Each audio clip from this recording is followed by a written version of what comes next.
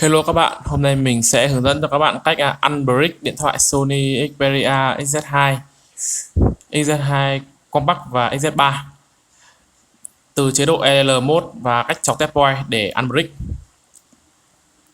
Đầu tiên đây là chiếc Sony Xperia XZ2 của mình và nó vẫn đang hoạt động bình thường.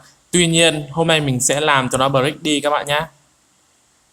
Đầu tiên để làm unbrick, để làm nó break đi thì mình sẽ đưa máy về chế độ phát boot này.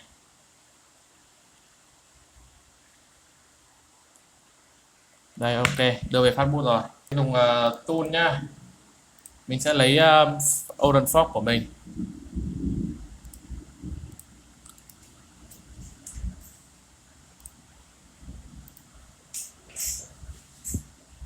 Để mình làm cho nó break đi các bạn nhé. Mình sẽ xóa hết mấy cái này đi, để lại mỗi cái này thôi. Ok, mình sẽ làm cho nó break đi. Output boot đi theo img. Chưa unzip à?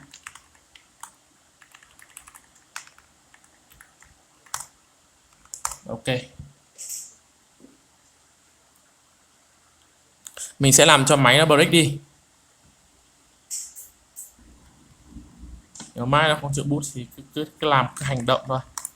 Bây giờ mình sẽ gõ là DDIF này, mình gạch chéo này, def 0 để làm break máy đi nha các bạn nhé. Tuyệt đối không được làm tại nhà nhé các bạn nhé. By name gạch nghèo ABL A enter B enter reboot. Rồi nó sẽ không có cái gì nữa. Đấy, nó sẽ chỉ nháy đèn đỏ này thôi. Đấy,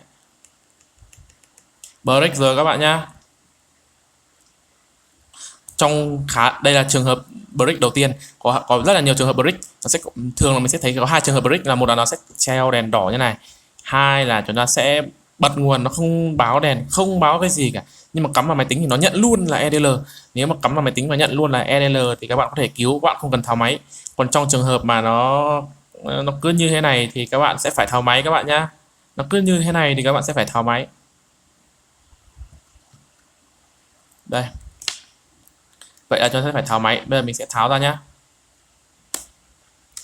Cái này mình tháo sẵn rồi, mình chỉ buộc lại dây thôi. Bây giờ mình sẽ tháo ra. Mình tháo hết ốc các kiểu rồi, bây giờ mình chỉ còn mỗi bằng này thôi. Nên mình sẽ tháo dần ra nhá. Đấy, ok, sau khi tháo được chúng ta sẽ tháo pin ra. Chúng ta sẽ tháo ốc vít ở đây, nó có một vài ốc vít ở đây, mình sẽ tháo nốt ra. Ở đây mình gãy rồi nên là nó sẽ không có nữa. Đây. Ok, nó sẽ tháo nốt dây anten ra. Đấy, ok, rồi các bạn sẽ để cái bên này ngược lại đây một chút. Ok, mình sẽ buộc lại dây nịt này cho nó chắc. Đây.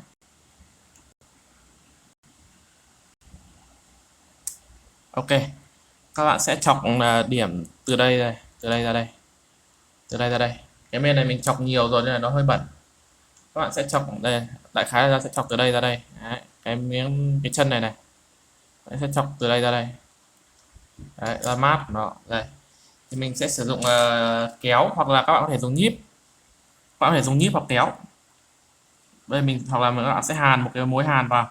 Ở đây thì mình chỉ có kéo thôi, thì mình sẽ sử dụng kéo. Đây mình sẽ chọc thật mạnh vào và các bạn sẽ cắm sạc vào. Đấy, giữ tiếp nha, 1 2 3. Ok, rồi các bạn thả ra. Các bạn sẽ quay cái terminal lên mà sẽ gõ là LS USB. Nó chưa nhận, nó chưa nhận thì chúng ta sẽ làm lại.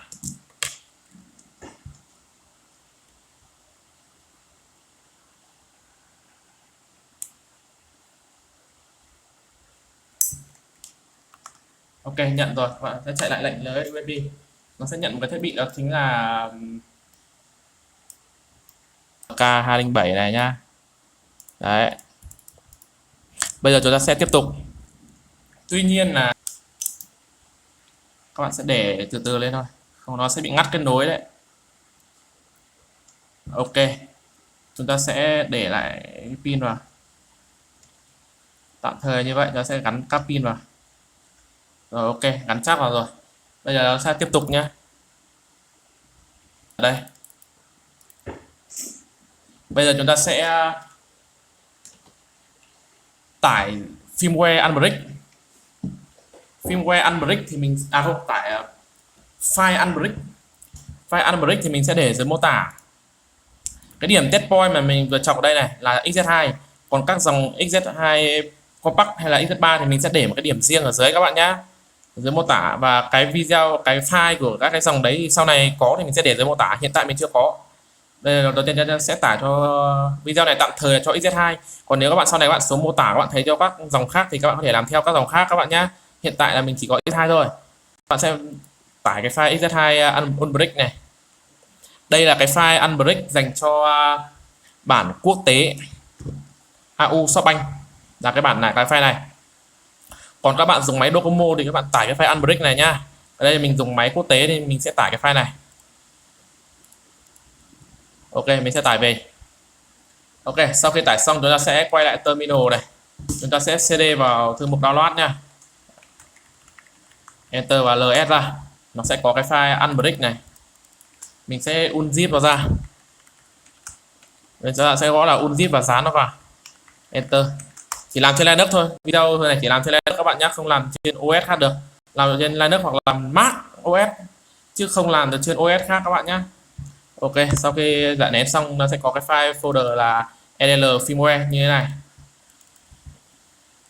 Chúng ta sẽ tiếp tục. Bây giờ mình sẽ, các bạn sẽ gõ là git clone https này 2.git root.org Quinu Katana Fox và enter. Các bạn sẽ clone tiếp một cái nữa, git clone https 2.git root. Mình sẽ để lệnh dưới mô tả Windows fh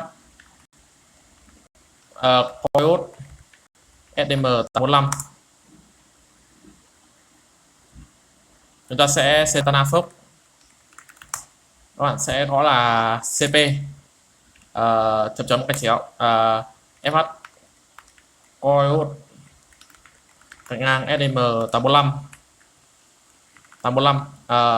gạch chéo sao chấm ilf và cách ra chấm và enter. Rồi bây giờ chúng ta sẽ phải cài dependency thì các bạn có thể cài theo cách ở đây. Đây các bạn sẽ cài theo distro của các bạn. Các bạn nhá, đây nếu bạn sử dụng Debian, Ubuntu Mint thì các bạn sẽ cài theo cái này. Fedora, KNOS các kiểu thì cài cái này. Arch, Manjaro các kiểu thì cài theo cái này. Mình cài rồi nên mình sẽ không cài nữa nhé các bạn nhé. Cái này mình sẽ để dưới mô tả cho các bạn. Mình cài rồi nên mình sẽ không cài nữa. Còn các bạn chưa cài thì các bạn sẽ phải cài. Ok. Bây giờ các bạn sẽ, sau khi cài xong tất cả rồi, chúng ta sẽ có là pip install requirement .tt được chưa? Break system mình sẽ để dưới mô tả package.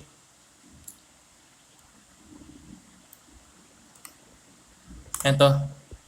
Ok, nó sẽ chạy một loạt rồi nó sẽ báo là như thế này.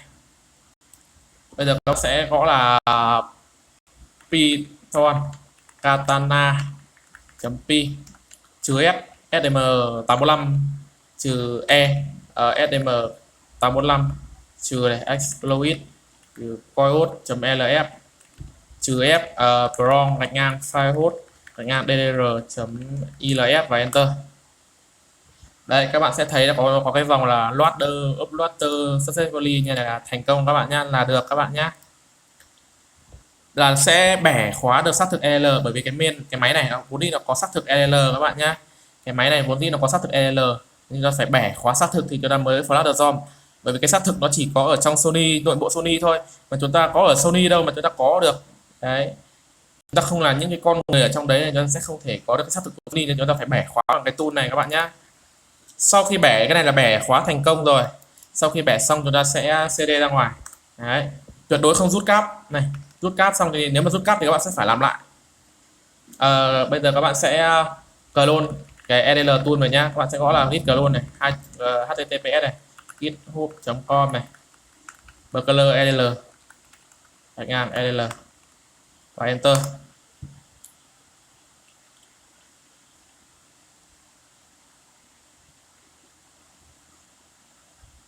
Ok, chúng ta sẽ cd edl, các bạn sẽ gõ là git submodule update trừ trừ in trừ trừ red to ship và enter.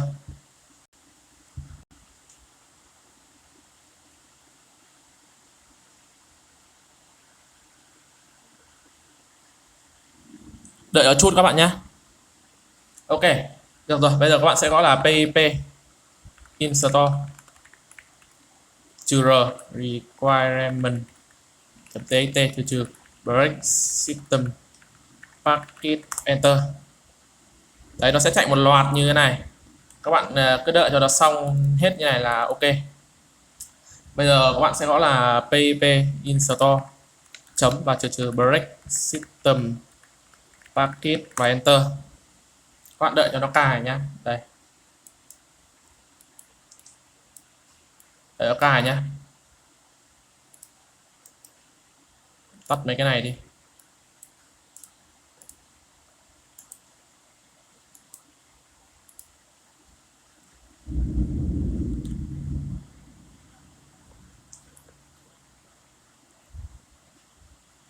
Ok, đã cài xong rồi. Bây giờ chúng ta sẽ tiến hành CD ra ngoài. Bây giờ các bạn, việc đầu tiên các bạn cần làm là các bạn sẽ phải backup lại phần vùng gốc. Các bạn sẽ gõ là edl r pa cách ra pa gạch ngang backup bin trừ trừ memory bằng UFS trừ trừ luôn bằng 0 và enter. Tiếp tục nhé, chúng ta sẽ gõ là EDR, chúng ta sẽ phải backup 3 phần vùng 1 2 3, phần vùng PA vừa nãy này, phần vùng XML Keystore và phần vùng XML Keystore Path. Chúng ta phải backup 3 phần vùng đấy, bởi vì 3 phần vùng đấy nó sẽ gắn chặt với một cái main này. Chúng ta sẽ không, nó giống như kiểu mã định danh của một cái main ấy, nó giống như kiểu căn cước ấy. Căn cước của một con người thì nó sẽ chỉ là một con người thôi đấy, nó sẽ không thuộc về người khác đấy. Nó thì cái main này nó cũng giống như vậy. Về cơ bản là chúng ta đang backup lại cái phần định danh của chính cái main này đấy, và nó cũng làm backup email luôn. Cái phần TA này là phần vùng là chứa email luôn các bạn nhé. Chúng ta sẽ gõ là XML, chúng ta sẽ tiến hành read phần 1 thứ hai là XML Keystore và phần thứ ba là XML Keystore Path. Bây giờ chúng ta sẽ có lệnh sau, lệnh sẽ để ra mô tả Keystore gạch ngang backup bin trừ trừ memory bằng UFS trừ trừ luôn bằng 0 enter. Chúng sẽ gõ là edl r xml Keystore Path xml Keystore gạch ngang Path gạch ngang backup bin trừ trừ memory bằng UFS trừ trừ luôn bằng 0 enter. Ok, chúng ta đã backup xong. Bây giờ chúng ta sẽ cd vào edl thư mục firmware unbrick mà chúng ta vừa mới giải nét, là cái phần mục, là cái thư mục edl firmware này ấy, các bạn, là cái thư mục edl firmware này. Bây giờ các bạn sẽ gõ là dd if bằng gạch ngang def 0 để chúng ta vào os bằng gpt gạch ngang empty.bin bs bằng 500.000 cao bằng 1 enter. Rồi bây giờ chúng ta sẽ gõ là edl gpt gạch ngang empty.bin trừ trừ memory bằng us trừ trừ luôn bằng 1 bằng 0. Chúng ta sẽ tiến hành cái lệnh này, nó sẽ xóa cái bảng phân vùng, cái partition table cũ đi đấy. Chúng ta sẽ phải đấy, xong chúng ta sẽ bấm lên lệnh lại, các bạn sẽ chạy lại lệnh này nhá, gpt gạch ngang empty.bin trừ trừ memory bằng us trừ trừ luôn bằng 1 enter. edl gpt gạch ngang empty.bin trừ trừ memory bằng us trừ trừ luôn bằng 2. Ok, vậy chúng ta đã xóa thành công 3 luôn 0 luôn 1 luôn 2 rồi các bạn nhé. Bây giờ ta sẽ chạy firmware không, sẽ chạy file unbrick. Bây giờ ta sẽ gõ là edl prefill wrap program 0.xml path 0.xml chấm và enter. Các bạn đợi nó chạy nhé.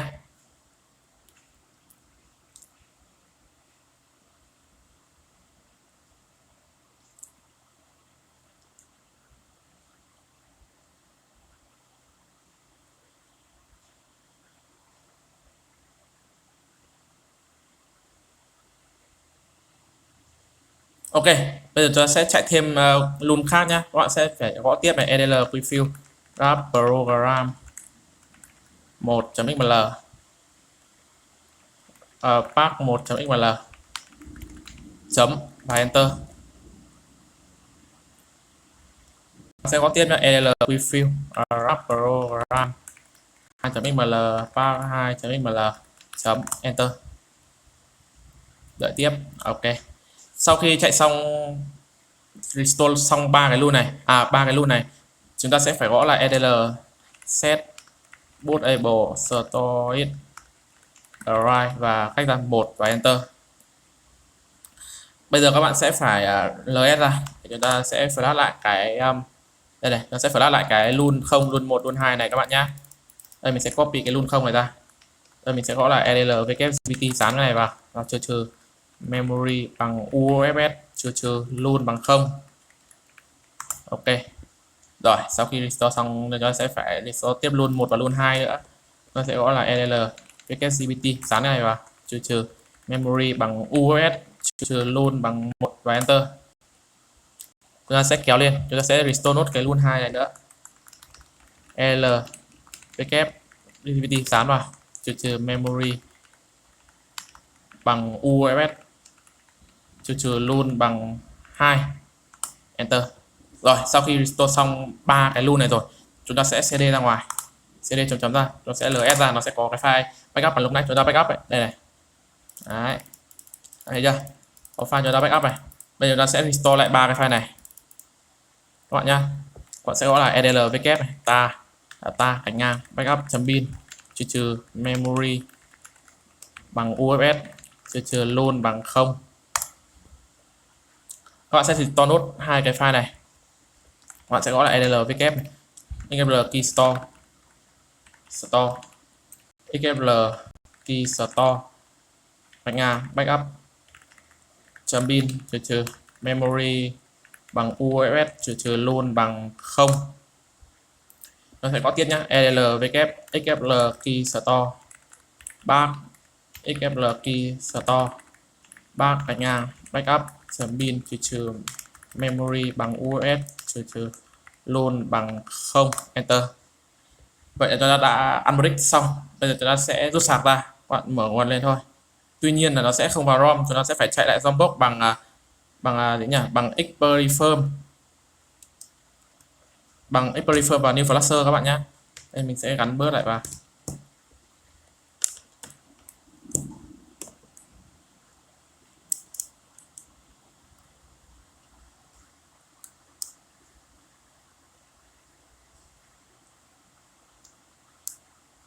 Ok. Mình sẽ gắn pin vào. Để gắn miếng chắn này vào. Mình sẽ gắn màn hình vào nhá. Rồi ok. Nó vẫn còn vướng ở đâu đó. Đây. Để mình chút để mình check nha. Nó bị vướng ở đâu đó. Bị vướng cái con ốc này. Đẩy xuống. Ok. Hết rồi. Bây giờ mình sẽ mở nguồn lên. Nó sẽ nháy đèn xanh như này nhá. Đây là đèn đồng bộ bootloader, các bạn đợi một chút. Đấy. Ok. Rồi. Bây giờ chúng ta sẽ mở nguồn lên này. Đấy, máy đã sống lại rồi các bạn nhá, lên nguồn rồi.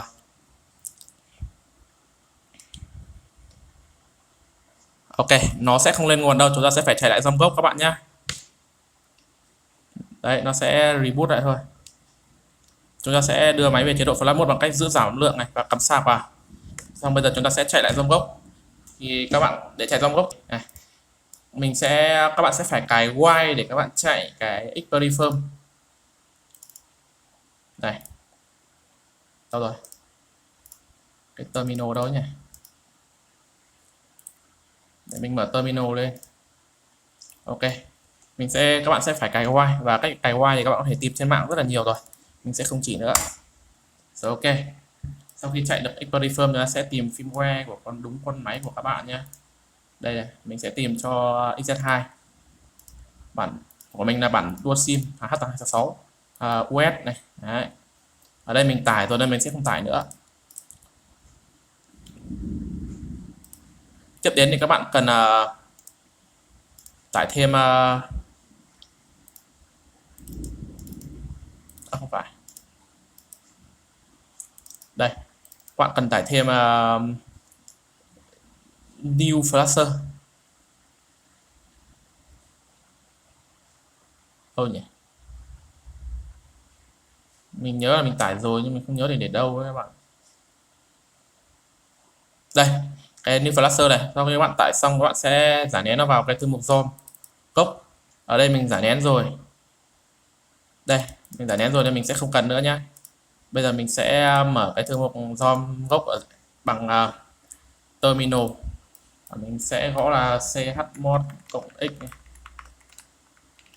cộng x new flasher.x64, xong rồi mình sẽ chấm cái chéo new flasher.x64. Dùng Linux 64 bit thì các bạn sẽ phải ARC64 đấy. Ok, bây mình sẽ enter n a n, đợi nha các bạn nhé, đợi cho nó chạy lại trong gốc.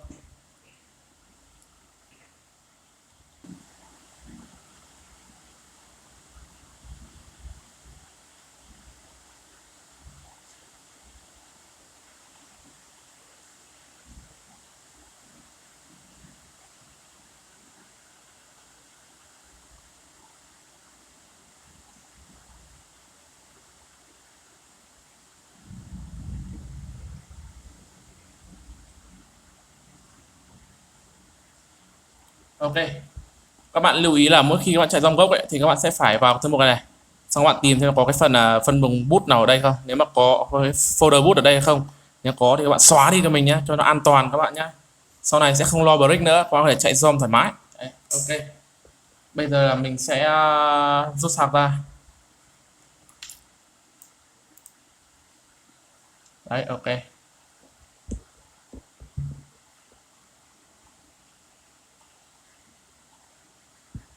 hơi có gì đó vướng vướng đấy. Đây.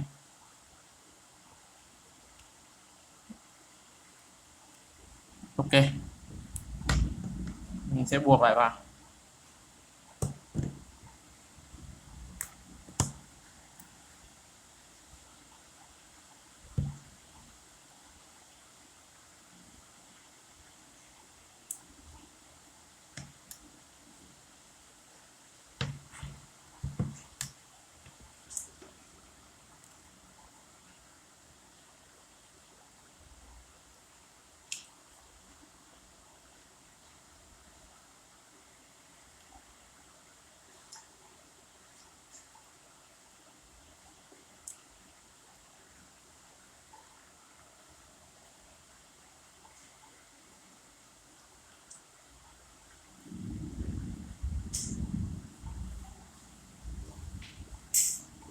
Ok, máy lên rồi các bạn, mình sẽ thiết lập ở bên trong thôi.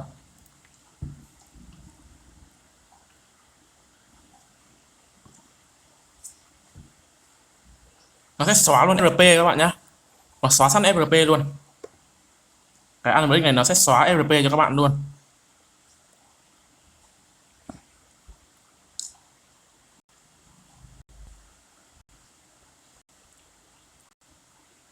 Ok, vậy là máy này đã được cứu sống thành công các bạn nhé. Ok, cảm ơn các bạn đã xem video. Nếu mà các bạn thấy video này hữu ích thì các bạn có thể để lại cho mình một like và một subscribe để mình có động lực mình làm tiếp và mình có động lực mình code tốt hơn. Và bởi vì mỗi khi mình code, mỗi khi mình dev thì mình đều nhìn vào kênh của mình để mình code các bạn ạ. Nó là động lực của mình ấy, thế nên là nếu mà được thì các bạn có thể ủng hộ mình bằng cách subscribe cho mình. Bởi vì mình sẽ chủ yếu là mình sẽ chỉ làm video về những cái con máy này thôi, hoặc là cùng lắm thì mình làm thêm mấy con điện thoại như kiểu ở đây, như kiểu mấy con này thế thôi. Ok, bye các bạn.